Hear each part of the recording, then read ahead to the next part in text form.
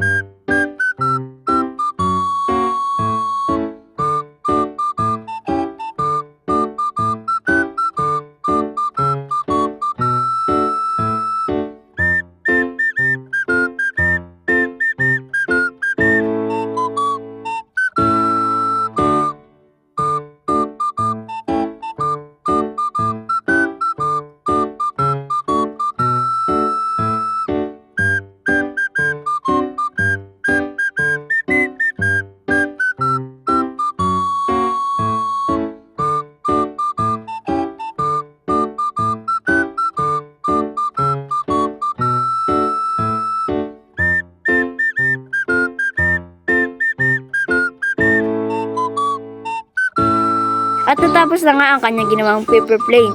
At halika't subukan natin ito.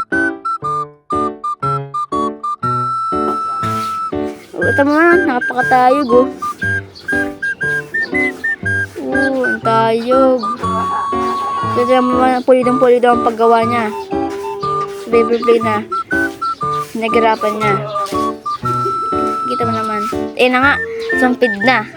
At dito na matatapos ang aming vlog. Bye-bye!